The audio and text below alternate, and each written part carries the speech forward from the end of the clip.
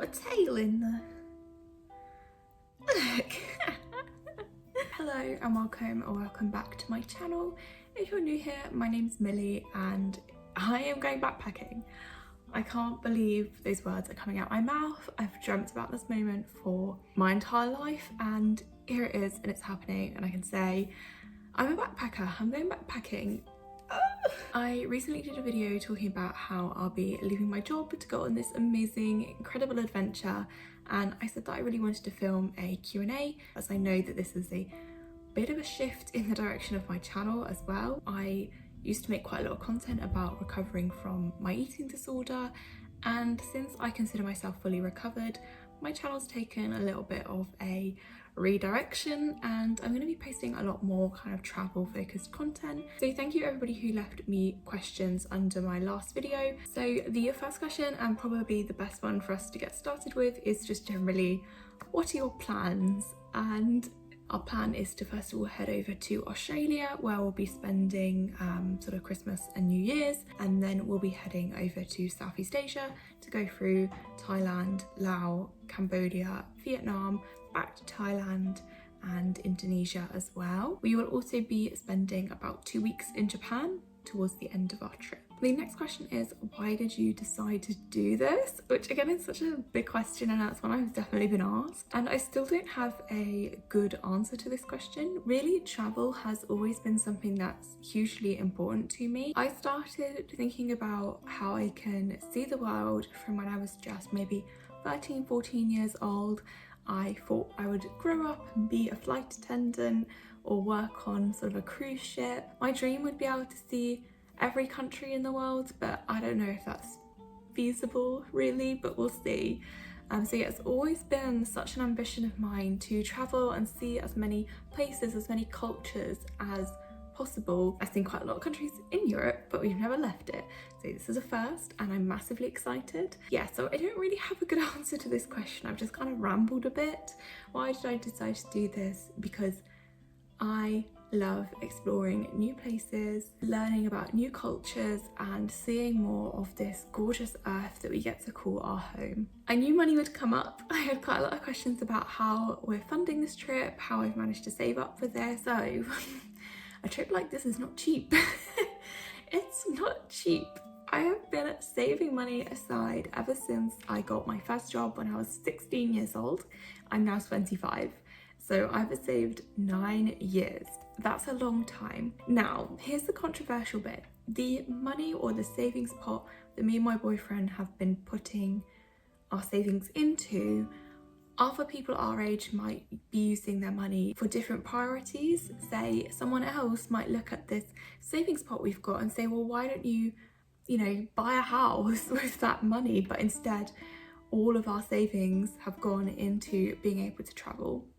So really that's how I'm affording this trip, because all of my savings have been going towards it rather than any other priorities. I worked really hard at uni. I had 5 different part-time jobs, but I was also in a privileged position where my parents also helped contribute to some of the costs that you have at uni, like rent. So the money that I made from working my part-time jobs didn't have to cover my living expenses. It all just went to savings. So that was, I was in a really privileged position to be able to put all of that money I earned straight into this pot. But also we have moved home in the last few months where we're paying basically very minimal expenses, so we don't have to pay council tax, rent, bills. I think we're also just lucky in the fact that we don't have a lot of outgoings. Like, we both have student finance, but other than that, there's no real debt. We're not looking to buy a house, we're not looking to have children. So we have really been able to prioritize and put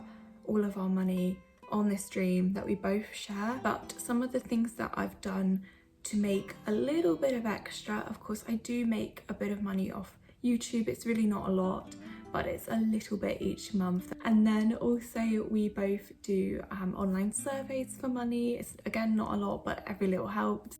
But it's not easy. I think the privilege of being able to live at home and save on rent is a massive one. Yeah, it's definitely not easy, but you don't need a lot to do a big trip necessarily, and that's the next question. What is the minimum amount of money someone might need to do a trip like this? And it's going to massively vary depending on what your budget is. So we're not necessarily doing this on a shoestring budget, because both of us have done shoestring budget travel before. When we were interrailing, there was no budget there because we didn't have a lot of savings at that point. So yeah, depending on what budget you're going for, that's going to massively impact the cost, as well as how long you're going for and what countries you're going to. There's also quite a lot of sort of pre-trip expenses to account for that you could make cheaper or more expensive depending on your circumstances. So things like your actual backpack, any clothes, toiletries, I don't know, things like that. Packing cubes even, like little things that you might not think about really add up quickly. But again, you could definitely do that more on a budget by buying secondhand and just really thinking about what are the essentials. Oh my god, the vaccines are so expensive.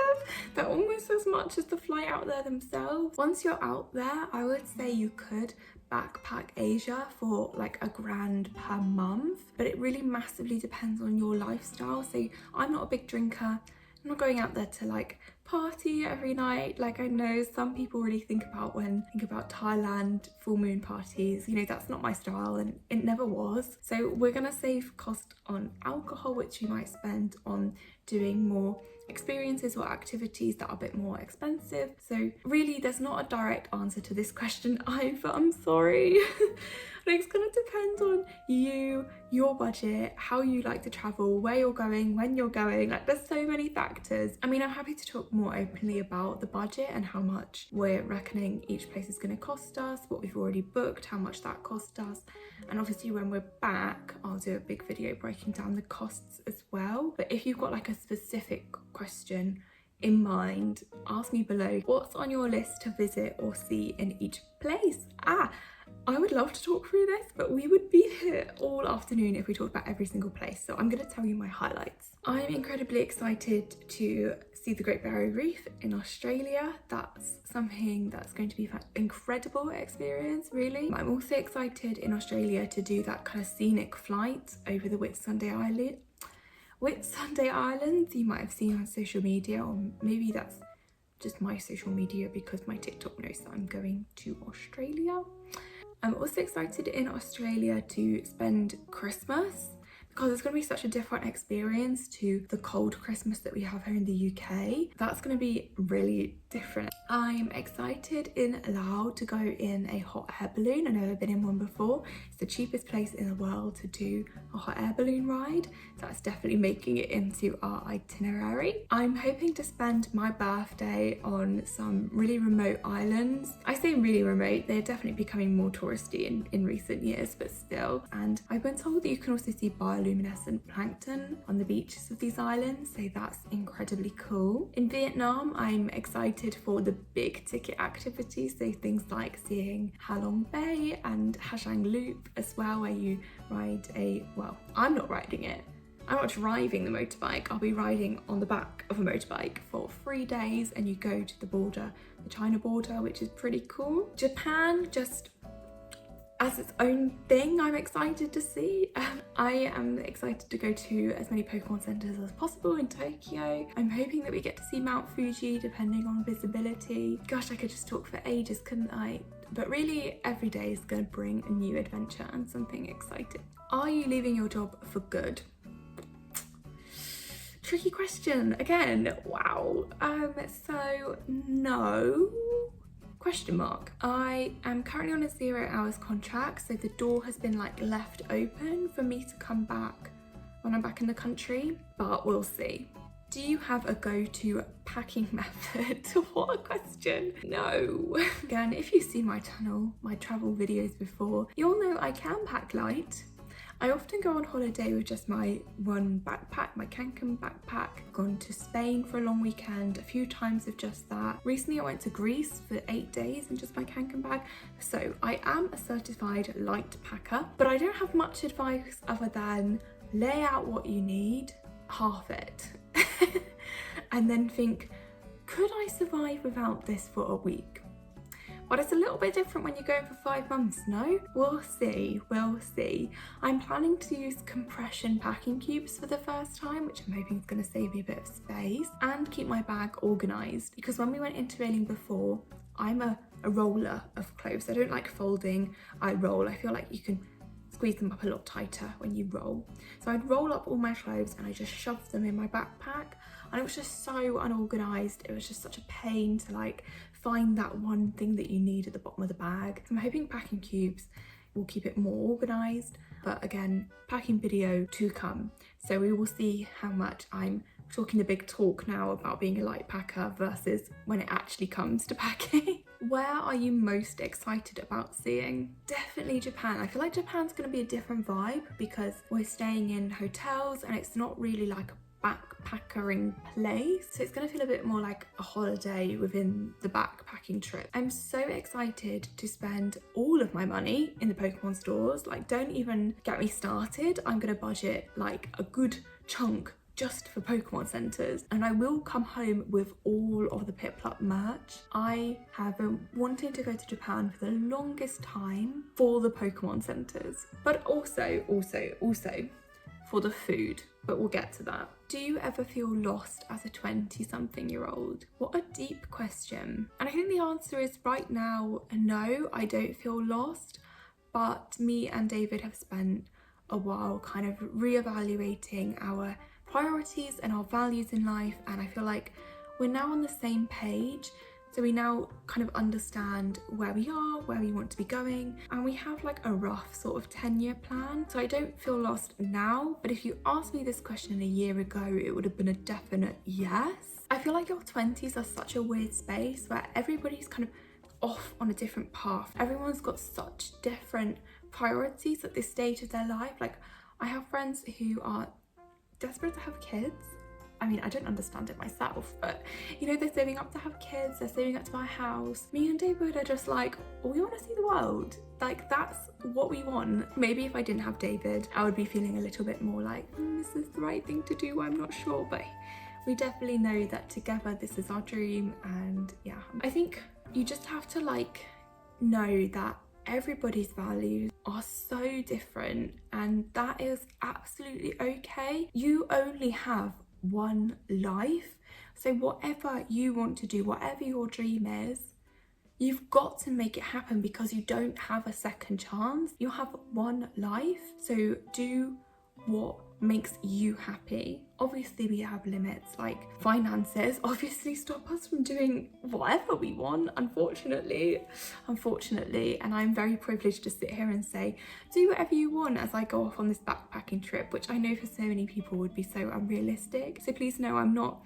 coming at this from a space of like not acknowledging the privileged position that I'm sat in. Like, I am really conscious of that, but also I do want you to feel like if you don't want to follow that traditional life path, you don't have to, and it doesn't mean that you're lost. Sorry for the word vomit. Are you excited to try any different cuisine? Yes, I am so excited for the food as well, but also I'm still gonna be veggie when I'm traveling, so I'm not planning on eating any meat dishes, which hopefully doesn't mean I miss out on too much of the local cuisine, but for me that's an environmental and ethical choice I'm gonna stick with. However, I am super excited to do cooking classes. We're hoping to do at least a couple of those, especially in Thailand and Vietnam, where we're gonna cook with local fresh ingredients from the markets. And as I said, I'm so excited for the food in Japan as well. I know I can't try like sushi with fish, so I'm not going to do that, but I'm hopeful that we can get some vegetarian versions of authentic Japanese cuisine as well, because I cook quite a lot of food that's inspired by Japanese flavours and things like that. So yes, I'm mega excited. And the final question is, would you still have done this as a solo female traveller? Which is such a good question, isn't it? Because yes, I'm going with my boyfriend, so I don't really have to think so much about that. But like I said, if you have watched my videos for a while, you'll know I did do 2 weeks. It's not the same, but I did do 2 weeks solo last year. It's such a different experience when you're solo, especially as a female, where you have to really think about your safety. I would still encourage anyone to solo travel once in their life, even if it's just one city you go to on your own. Like, I took myself to Bath city here in the UK a couple of years ago just for a long weekend, and it was so nice, and it's such a different vibe from when you go with somebody else, because you can just do whatever you want to do. You don't have to compromise with anybody, and you also just feel so free. Like, oh my god, I have never felt so on top of the world as I did feel. And if you watch the video, you'll know the tears of joy, literal tears of joy, as I walked through the streets of Vienna. It was like a random Tuesday morning, and I was like, oh my god, I have free will. I don't know, solo travel was a completely different vibe. And interestingly, I was originally going to do this massive trip on my own. Could you even believe it? I was going to, but I've been really lucky that David's been able to join me. So the answer to the question is yes, I still would have done this on my own as a solo female traveller. However, there would have been a few considerations, like for example, rather than booking hotels like we have in some places, I would be staying in hostels as a way to socialise, meet other people so that we can do things together as a group. And I think if I was on my own as well, I would be doing more like group tours to things rather than me and David like making our own way to certain places. Does that make sense? Like for example, in Sydney, we're going to the Blue Mountains, but we're just going to DIY it. Whereas had I been on my own, I would have done like a group tour. And also if I was solo, I definitely would be looking up like walking tours in each city, because I did that in Europe and it was such a fantastic way to kind of make friends, and then like you plan out the rest of your day together. I feel like I waffle so much, but the answer to that question was yes, I would still do this trip solo. I would recommend solo travel to anyone, but as a female, you do just have to be a little bit more aware of your safety. I carry a personal alarm on me, and I try not to be outside at night alone on my own. That's all the questions. There was this wonderful comment that someone put that said, I hope you have so much fun, and that just warmed my heart. I really hope so too. I'm an anxious mess and I'm hoping that this trip is going to teach me that it's okay to not be in control all the time, because control is like such a feeder for anorexia as well. So when my life fell out of control, I looked to what I could control, and that was food. And I feel like I've done such a good job, pat on the back, for overcoming that. However, I do just need to lay off and be a little bit more comfortable with the unknown and the uncertainty. There is so much more to come still. I'm going to do some videos around what I'm doing to prepare for travel, packing obviously, and it's only just over a month and we'll be on our way there. So thank you so much for watching. Any other questions, leave them down below and I will answer. Otherwise, I will see you next time.